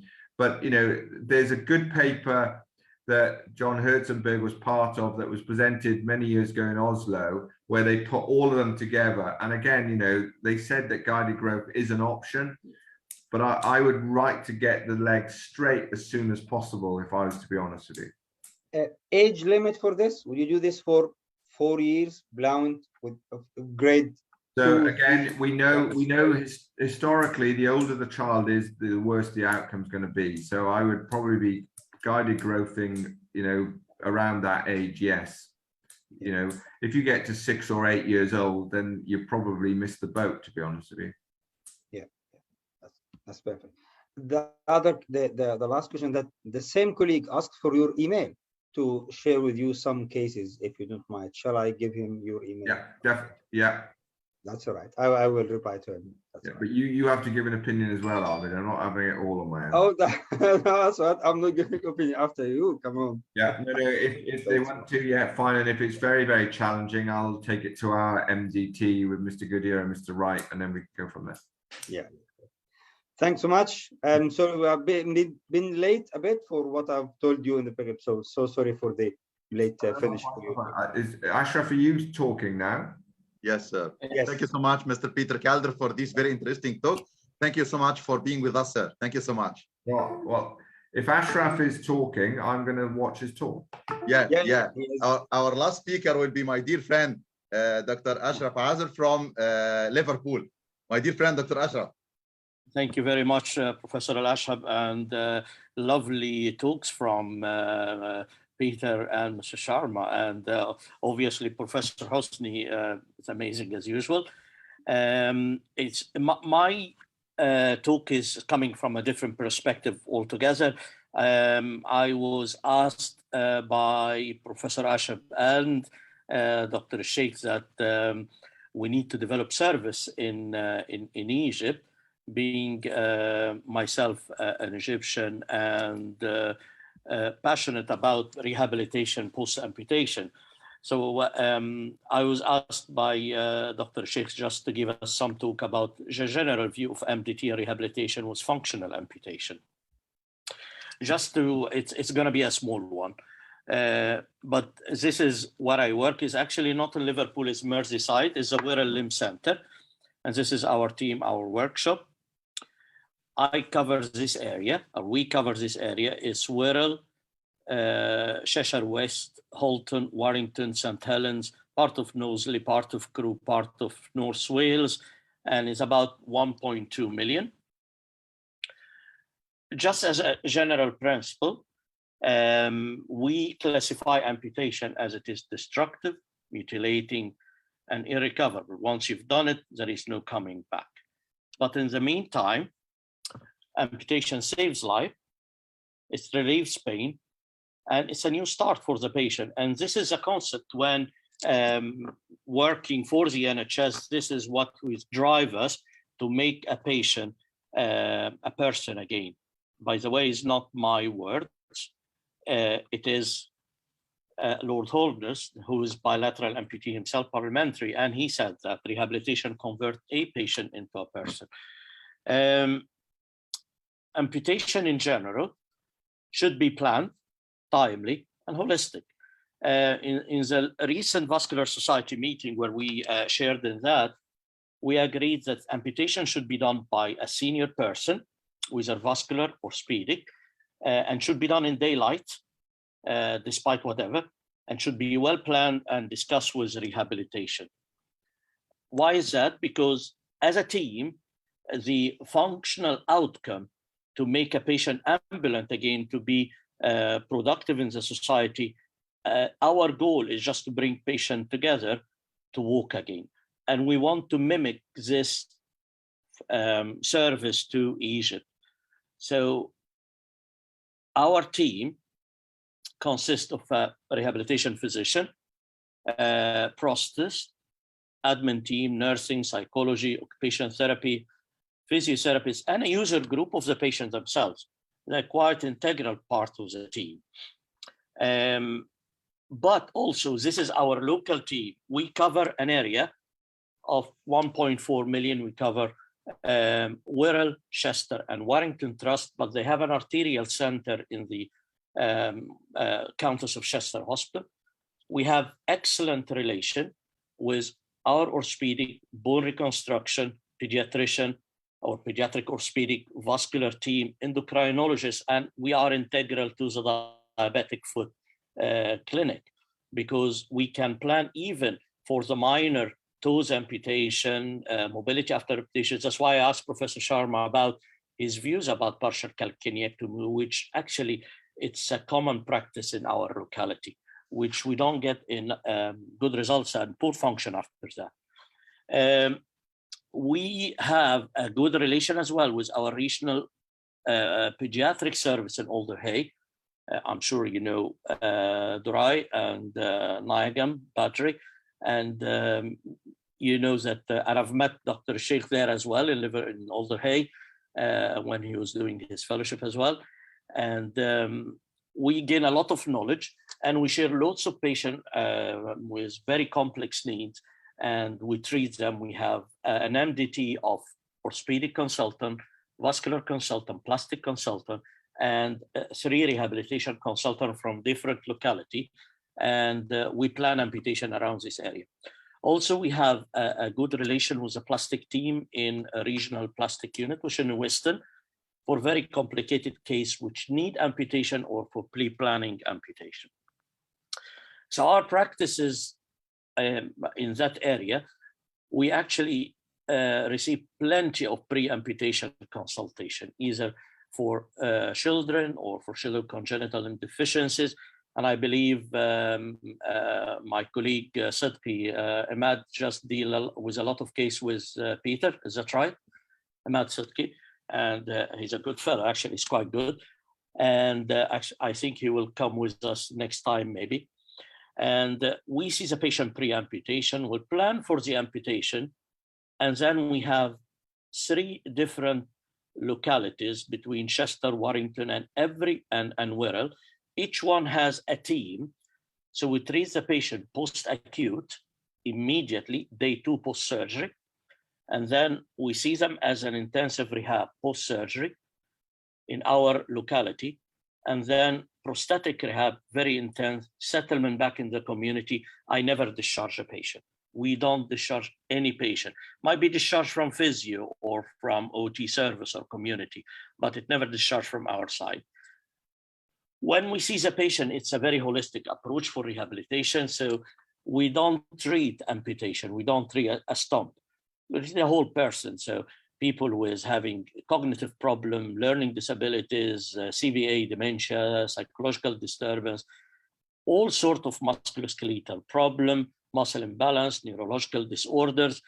And don't forget that we deal with the remaining limb as well. We deal with the wound promptly from our side and liaising with a different other surface. Once we start with a basic post-amputation walking aids. So the patient will get this as soon as 1 week or 10 days after wound healing, or even without wound healing, which call it pomade or femoret for below knee and above knee. And also we have similar things for upper limbs as well. Once we treat this patient, we have his cast done, and then first prosthesis, we treat him. The prosthesis will belong to the NHS, and the patient has to come and commit himself to the intensive work to walk on even ground, slope, stairs, steps, with or without walking aid, till he's safe to go back home. We'll give him the limb, but we still see him every 3, 6, 9 months and 1 year. The reason is we set goalposts every time, we change the activity level, we can change the componentry. And nowadays, thankfully, the NHS allowed us to use a very high-tech microprocessor knee, and actually now it's coming to hand is the microprocessor hands function.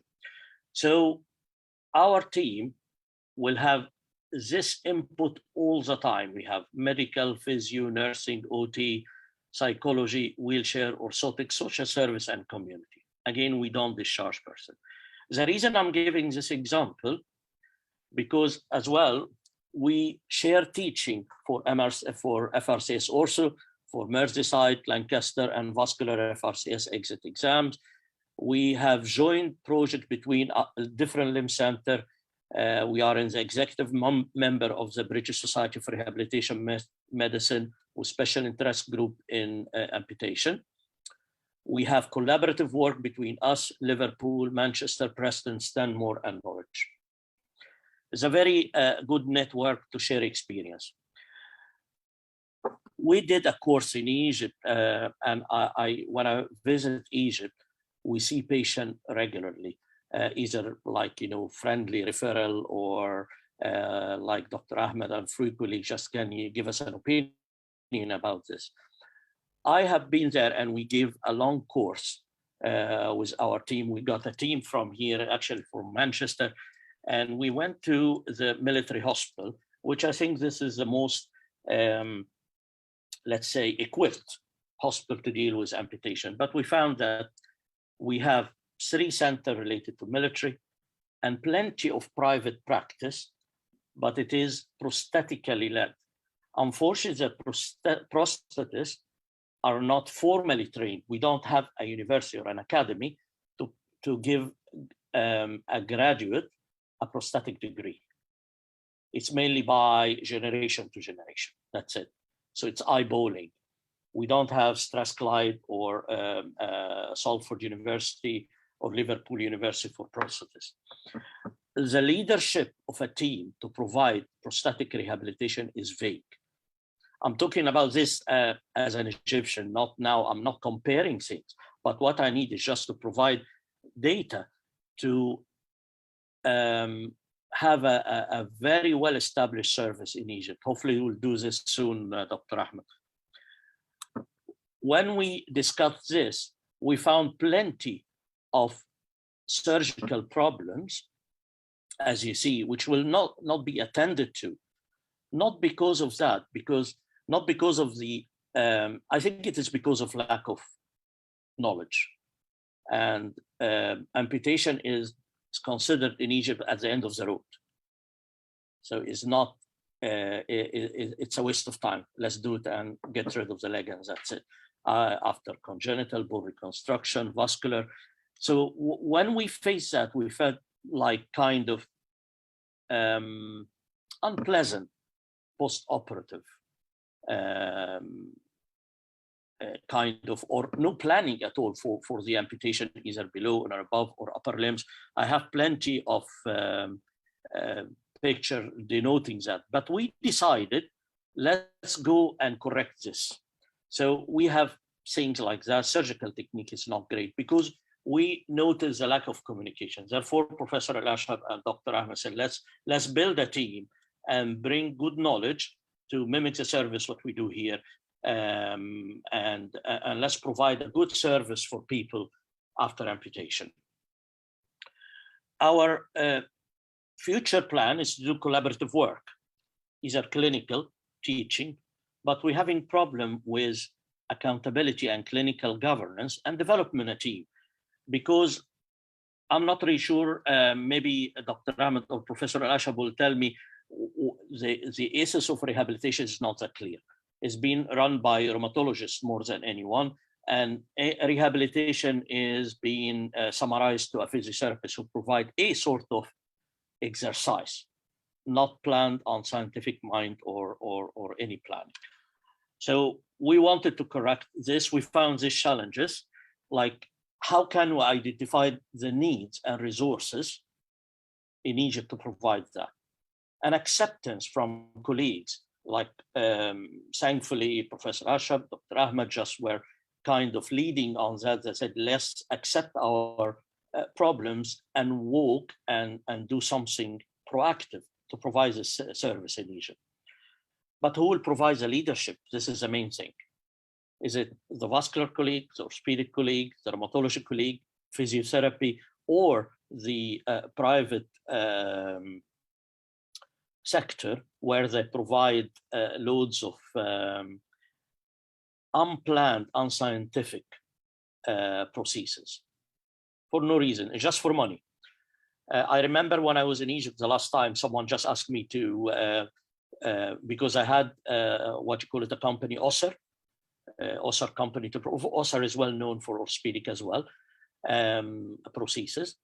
And some guy just rang me and said, my dad just need his bilateral above knee amputee. He wants to have 2 very expensive prostheses. But I said, we don't work it this way. Let's bring your dad, examine him, and see what we can do. So poor man was 77, ejection fraction of 20, is vomiting all over the world. He's completely demented. And someone told him, I'll provide your dad with 2 Osser, 30,000 each. So I said to him, is not on. Is not on. This is a problem we face. Lack of scientific mind, lack of planning, lack of communication. I asked one of the military people there, and I said, well, just let me get in touch with orthopedic surgeon related to the factory or to the military service, so we can discuss cases as we do now, and we well plan for amputation. He said, no one is ready for you to do this. And I'm not really sure this is a good or bad thing. That's why we need to know who's going to lead, who will take the accountability, and who will provide the funding. We're lucky that we have the NHS, but the private here is well structured as well. It's not like everyone would like to do whatever he likes. But we offering people to come to England. We offer them to do the course in Strathclyde or Salford and to do the full course of prosthetics. And then we build up a new team, which can involve pediatricians, diabetologists, bone reconstruction, vascular, so to provide a better and functional outcome for our patient. So this is my view. This is my ambition. I'm quite up for it because we want the best. And obviously, with all your help, Peter and Professor Sharma, Professor Gamal Hosni, and Professor Al-Ashab, we can develop this service. If you want to, we can develop it. We want the best for our children, our surgeons, actually, to gain the knowledge, our physicians, to provide a world-class, class 1 amputation service. This is only an overview. We didn't discuss in details whatever we do here from different issues, and I'll end up by saying that. And thank you very much for listening. Thank you so much, Dr. Ashraf Azar, for this very interesting talk. And with your help, we can overcome all these challenges, sir. I'm up for it. I'm up for it. That's why I'm here, to be honest. I'm not comparing. I'm just trying to say, we're not comparing, we exchange the experience, we want the best for the country, that's all. Yes, sir. That's what I'm here for. Yes, sir. Before I die. Your effort is very appreciated, sir. Thank you so much, sir. Dr. Ahmed, we have any comments on the talk of Professor Azar, or any questions for him? No, I think we are okay. Just we are trying to spreading the word about the idea of rehabilitation and the holistic approach of the patients pre-operative and post-operative, because there is sometimes an idea that the rehabilitation is something that's post-operative, but from what I have in Stanmore and in Liverpool, it's really a very pre-operative thing, especially in complex cases. So that's the whole notion. Peter, you're raising your hand. Go on if you have any comment.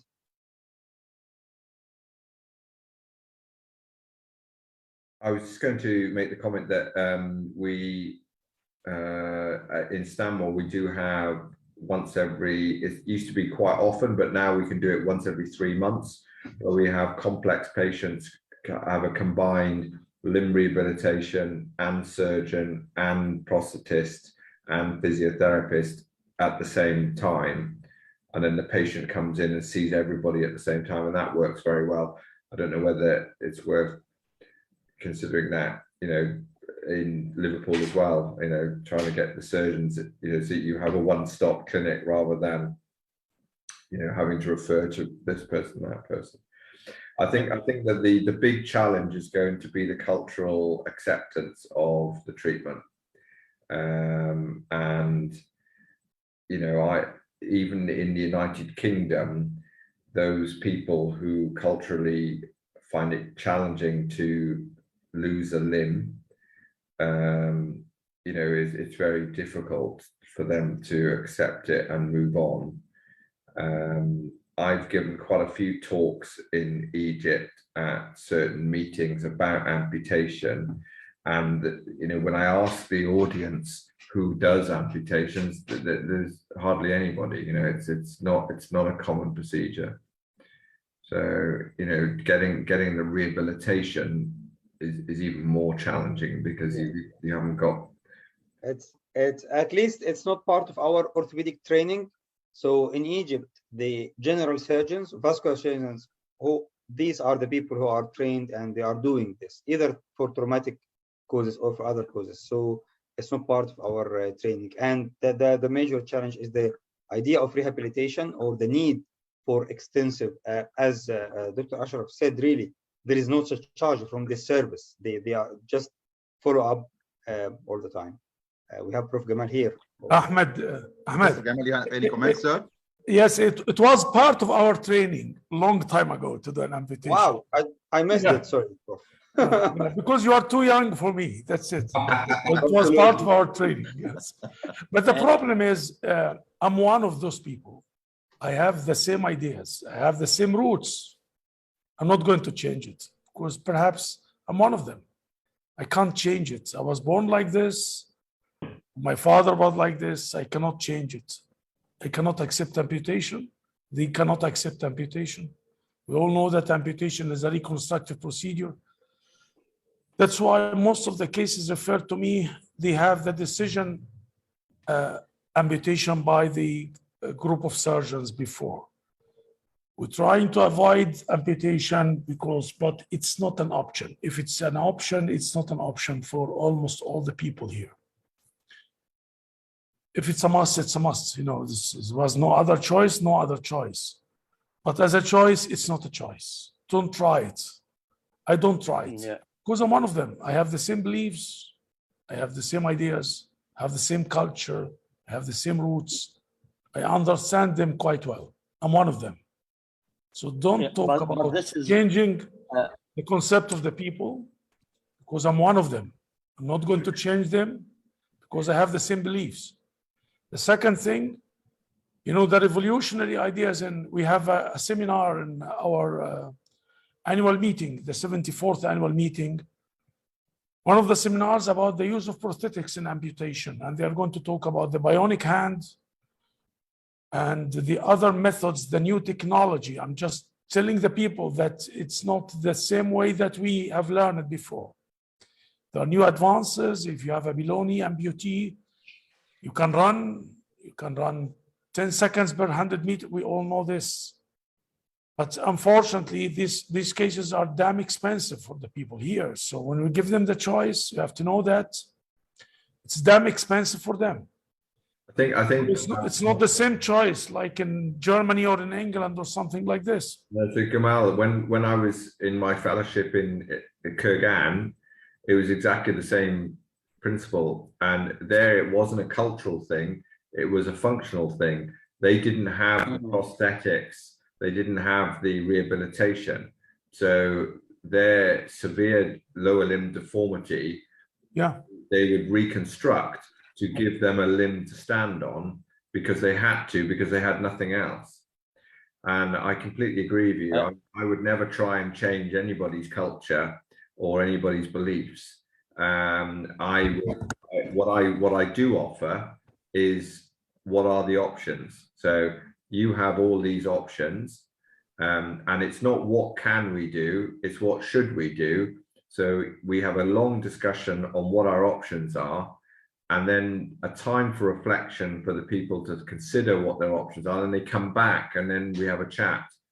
Now, I have children who I have done multiple limb lengthening and deformity corrections, and I've had children who have come with severe lower limb deformity, and the parents have asked for an amputation. So I wouldn't push it on anybody, but you know, I think you're absolutely right.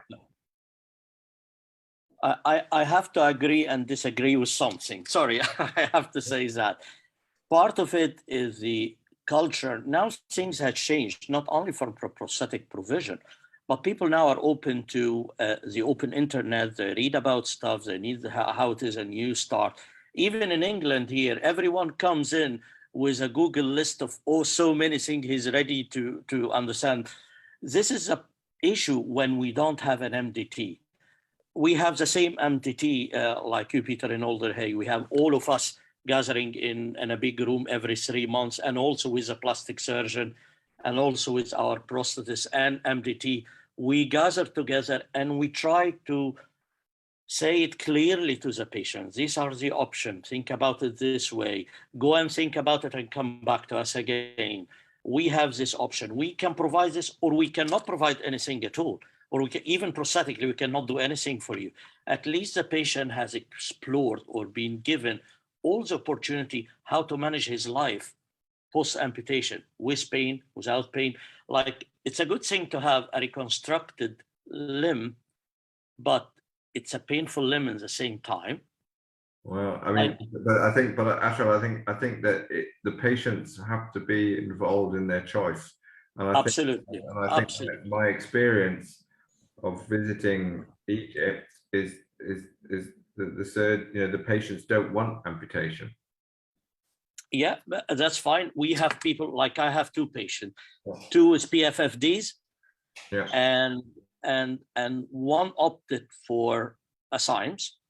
Well, we went through the classification and we went through the degree and we spoke to the surgeon and everything, and both came with the decision, their next of kin, one to have a science, because she had as well long-term fibular deficiency, and the other one opted, no, we have a long-term less lengthening the bone, and she's still there. So I respect both. I don't offer anyone anything.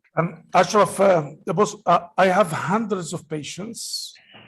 Egypt, from Sudan, from Yemen, from Saudi, Iraq, Morocco, and they all have PFFD. And for all of them, we don't have this option. They don't accept it. Unfortunately, I'm one of them. I don't accept it too. I can't change my rules. I tried, I failed. you know. So I have hundreds of people, and that's why we try to change everything, you know. Just we are not going to judge the people, or we don't judge them. We are trying to make their life easier, happier, and more comfortable. That's why we do now. We are trying to improve their lives to a better solution, because we don't have this choice.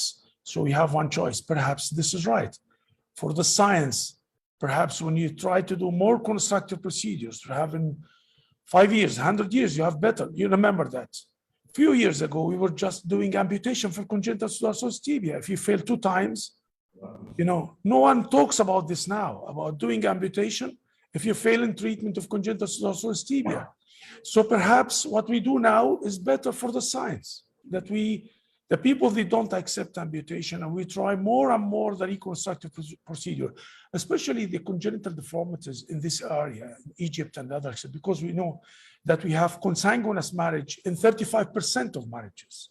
In Saudi, is more than 55% of marriages. So the number of congenital deformities in this area is huge. Most of the, you know, the statistics are coming from the States and England or something.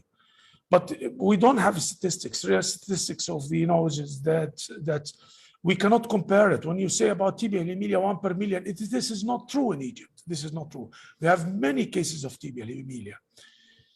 So why don't we use this for the sake of the science? You know, that's why we try to develop more and more with the experience, and we publish it. We publish the complications, publish everything. Perhaps with the future, we can make this comparison better. Perhaps with the future, we improve things for these patients. Perhaps it's going to be more with the reconstruction than with the amputation. We don't know for the future. I agree with that. To be honest, I'm not disputing the fact or which is better, reconstruction or amputation. This is not me for me to say that.